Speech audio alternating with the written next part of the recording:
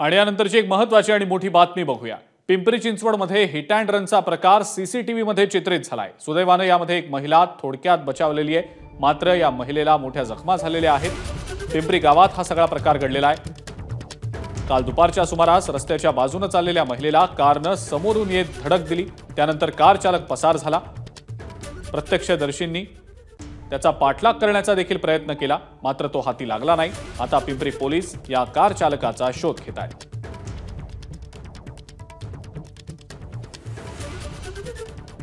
CCTV मध्ये आपल्याला स्पष्टपणे पाहायला मिळतंय की कशा पद्धतीने या कार चालकाने एका रस्त्याच्या कडेने जात असलेल्या महिलेला जोरदार धडक दिली।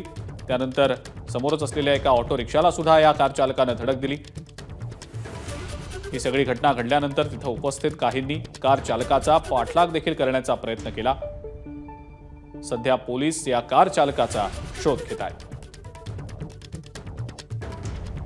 राज्यामध्ये हिट अँड रनचे प्रकार गेल्या काही दिवसांमध्ये सातत्याने वाढताना दिसत आहेत। पिंपरी चिंचवडमध्ये असाच एक हिट अँड रनचा प्रकार घडलाय। एका कार चालकाने रस्त्याच्या कडेने जाणाऱ्या एका महिलेला धडक दिलेली आहे, ज्यामध्ये ही महिला जखमी झालेली आहे। सीसीटीव्ही मध्ये या सगळ्या घटनेचं फुटेज चित्रित झालेलं आहे।